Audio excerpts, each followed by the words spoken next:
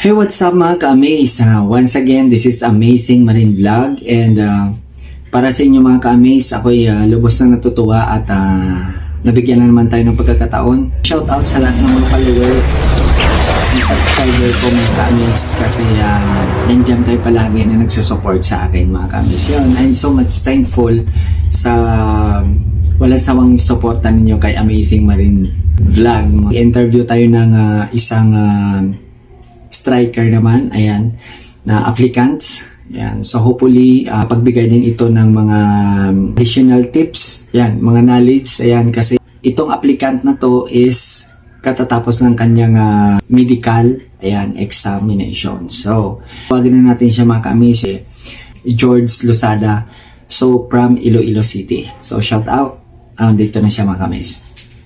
Pasok. Ayan. Kamusta? Okay lang, sir. Grabe, snappy na kaagad. So, iba talaga yung applicants ng Philippine Marines, no?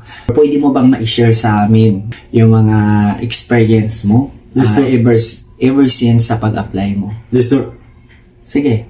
Pwede Sa base sa pag-apply ko sa Philippine Marines, kung sa hirap, sobrang hirap talaga ang pag-apply. Dahil sa pag-take pa lang ng aking IQ at saka neuro exam, ay nagluwas na kami sa malayong lugar. Mula Maynila hanggang Zambales. So, talagang sobrang layo. Tapos, tiisin mo talaga. Pagod, puyat. Kasi sa pag-apply, sobrang hirap talaga. Kasi sa pagpila pa lang, hindi mo alam kung mapasama ka na dun sa mag-i-exam ng IQ Neuro. Kasi sobrang hirap talaga. May sinusunod din kasi yung nagpapatupad ng pag-exam kasi pinapakita nila ang tamang pag-proseso ng pag-apply namin. Kaya pinipili din nila yung mga aplikanteng makapag-take ng IQ at Neuro exam. Kung sino din yung mga residido din mag-exam sa IQ Neuro. Yun din yung binabase ng mga nagpapa-exam sa amin. Yun lang, sir. okay. So, relax lang. Yes, sir. Wala tayo sa gera. Okay? Yung papel mo ngayon for MC2 na po. so magpapasa ka na ng MC2. So tapos na yung mga requirements mo. Yes, sir. Pwede mong ma-share sa mga kapwa mo aplikante yung experience mo sa previous na medical exam mo. Yes, sir. Yan. Sige. Ang masasabi ko lang sa mga kapwa ko aplikante na nagbabalak din mag-apply sa Philippine Marines, ay yung ba? kailangan nyo din na i-maintain yung inyong stamina. Taas, kung lalo na sa medical, lalo nag-UC ka at nag-inom, iwasan na po. At ingatan talaga yung katawan. Iwas sa mga street food at mga junk foods na pagkain para iwas sakit sa ating katawan. At lalong-lalo, ramihang inom ng tubig para ma-maintain natin yung ating dilit sa ating katawan. Dahil kung natutuyo din yung laman nating katawan, makikita din sa medical na sakit. Lalong-lalo talaga pag sabak na kayo sa mga GPE na medical exam. Kasi makikita talaga lahat ng mga sakit na katawan nyo. Kung may mga sakit kayo. Yun lang, sir. Aside doon sa mga experience mo na napagdaanan doon sa medical, meron ba sa yung problema? Meron ka bang na problema na na-encounter doon sa medical mo? Yun sa iyo lang. Ang sa na-encounter ko lang sa medical ko ay yung sa ngipin ko lang. Yun yung talaga yung yung compliance. Okay, ano yung kinumply mo doon sa ngipin mo? Ang kinumply ko sa ngipin ko, sir, na metal frame ako ng upper lower na metal frame, tas nagpapasta ako ng aking ngipin. Okay. So aside from that, wala na. So Wala na, talagang pinagplanuhan mo talaga ng maayos, pin-repair mo talaga yung sarili mo, no? Prior on your medical exam. Yes, sir. Tama ba? Yes, sir. So, yung preparation mo, siyempre araw-araw nagja-jogging ka, ganun. Tapos, Yes, nag-hydrate ka ng water, uminom ka ng maraming fluids, tama, sa Yes, sir. katawan. So, yun nga ang sinasabi nila yung pina daw talaga ka the best na inumin natin is yung tubig kasi yun talaga yung mga walang mga pinagbabawal. So, maganda talaga ng intake natin yung water. Yan, sa natin, sa katawan natin. Tapos, yun nga, ulitin natin yung pag magmimedical na kayo, kailangan talagang umiwas sa mga bisyo. Ayan, tama, di ba? Yung pag-UC, pag-iinom, yan.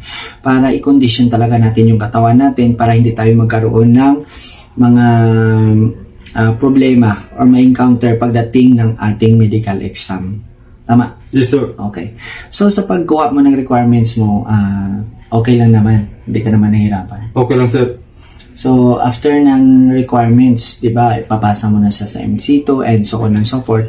So, after niyan, di ba, mga final deliberation na yung susunod dyan. Then, siguro mag-ano na kayo, mag-waiting list na, tama ba? Mag-PFT mo na, sir. Okay, bago PFT mag-deliberation, sir. So, ano ngayon ang ginagawa mong preparation sa PFT mo? Upcoming PFT mo? Ang pag-prepare ko sa katawan ko, sir, maintain ko lang yung jogging, push-up, at sit-up, sir. Para lumakas pa lalo ang katawan ko, sir. Yan lang, sir. Okay, hindi ka ba nagda-diet? Or... Disiplina din sa pagkain, sir. Maintain din yung Okay. pagkain ng rice. Siyempre, di ba?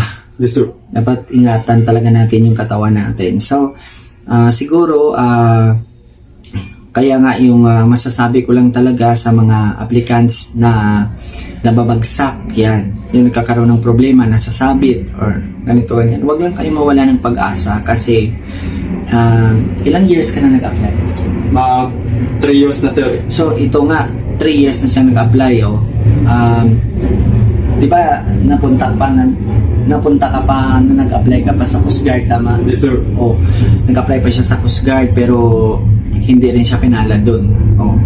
Then, bumalik siya sa Philippine Marines, tama? Yes, sir. Bumalik ka dito sa Marines, then ito na. Naging smooth. Yan. Kasi nga, yun nga sinasabi natin, kung hindi man talaga kayo nabibigyan ng pagkakataon, yan, bumalik lang. Yan. Kasi, meron talagang tamang oras, yan, para sa atin. Yan. So, kung nabagsak man kayo, ayan, hindi kayo nadala sa unang batch, pangalawang batch, or pangatlong batch yan, huwag kayong magsawang bumalik-balik, yan. Kasi, darating talaga yung panahon, yan, para sa inyo, yan. Tapos, makukuha mo talaga yung pinapangarap mo, basta ginagawan mo ng paraan, win-workout yan, hindi yan daan lang sa padalian lang, yung parang gusto mag-relax lang, ganun. So, dapat, masarap kasi namnamin, masarap kasi sa feeling natin yung mga pinaghirapan mo talaga yung pag-apply mo, yung ganun, di ba? Yes, sir. O, sa ngayon, okay ka na, di ba? Wala na akong siguro sa pag-apply mo kasi PFT na lang yung pagpreparahan mo, di ba? Yes, sir. Ba? So, I'm sure kayang-kaya mo na yung PFT ipasa. Ayan, yes, para at least mapunta ka sa waiting list. Ayan, so, hopefully this year, i-manifest mo na yan na makakapasok ka na this year. Yes, sir. Tama? Yes, sir. So, thank you, Yes, sir. Ayos. May sasabihin lang, sir. Okay. Gusto mag-shoutout? Yes, sir. Sige. Shoutout naman sa taga Iloilo dyan at sa mga magulang ko at sa mga bata na lang nangarap maging Okay. aplikante ng Philippine Marines sa Iloilo. Mag-apply na po kayo. Kung mabagsak man sa una, huwag kayong titigil. Ay pagpatuloy nyo lang dahil ang failure ay lesson yan sa ating sarili. Kung anong pagkakamali natin sa una, dapat itama na natin sa pangalawa. Yun lang. Okay. So, thank you so much sa binigay mong time. Ayan. So, yun nga mga ka-amaze, no? Yan yung striker natin na isang aplikante ng Philippine Marines na yan, malapit na. So, hopefully, pasok na this year. So, ang sa akin naman, basta wag lang kayo sumuko sa pag-apply. Tuloy nyo lang na abutin yung mga pangarap ninyo. Yan, sa mga applicants natin. Na as long as na kaya pa ng edad, yan, na pwede pa kayong matanggap, yan, itry nyo lang na mag-apply. Makukuha nyo rin talaga yung gusto ninyo. Basta wag nyo sukuan yung pangarap ninyo. Diba mga ka-amaze? So, ako ay sobrang masaya ako na nakapag-retire din ako. Yan, for almost 22 years in service. Ayan, nakapag-retire tayo ng maayos. Wala tayong mga kaso. Yan. yung disiplina talaga natin is very important. Basta ang sa akin lang sa mga applicants natin, tuloy lang kayo and whatever it takes, good luck and God bless sa inyo lahat.